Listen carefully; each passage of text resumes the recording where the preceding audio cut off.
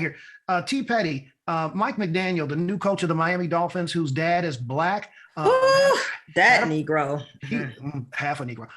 He had a press conference where, they asked him about his black lineage and heritage. And he just sort of did like a thing like, I'm not black, I'm OJ. He was like, he didn't identify as black. He did acknowledge his black dad, but, he identified himself as sort of biracial. Did you see any of that press conference? And what's your take on his take? He didn't identify as biracial. What he said was, I identify as human. Nigga, if you don't shut the fuck up, that's the stupidest shit I ever heard in my life.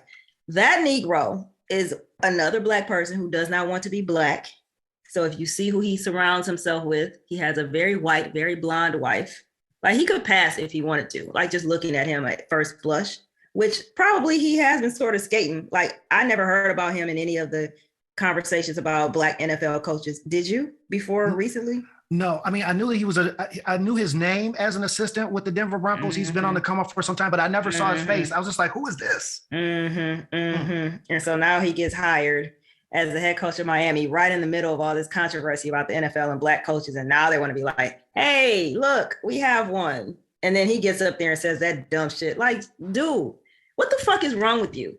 Black people who don't want to be black are like at the bottom of the fucking totem pole for me. Like, I just don't have any use for you. And then when they treat you like the nigga that they think that you are, don't come crying to us because you ain't want to kick it with us when you were trying to curry favor with white people. So honestly, fuck you, Mike McDaniel. Fuck you very much.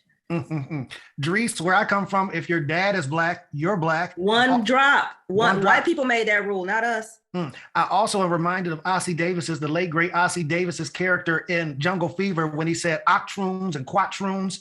And that, I also am reminded that he said the town Willie Coochie, Georgia. Dries, you from the South. Okay. This guy has a black dad. Just break this down for us, bro. All right. Nook, T. Petty, Digital Gumbo listeners. I'm going to say it like this. If you ever have to stand in front of a crowd of people in America and say the words, I am a human, by definition, you is black.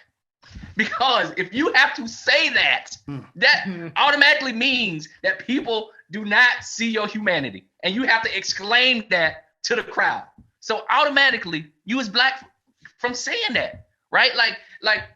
Because that should go without having to say that, right? And the fact that you said that is because you was getting pushback that people were saying you is black. And you automatically thought, it's like, oh my God, they think I'm black. They are stripping me of my humanity. And I have to declare at this point. Because that's what America does to black people, strip them of their humanity. And you was trying to claim it back. So automatically by engaging that conversation, you is black. And everybody know you black.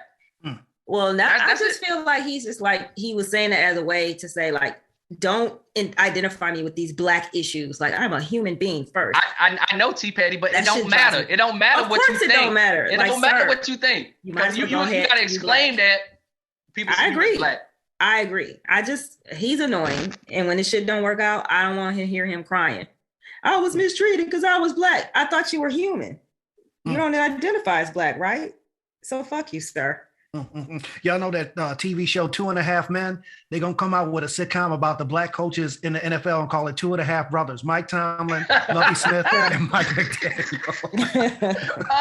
2.5 brothers. Is it even a half? Dries,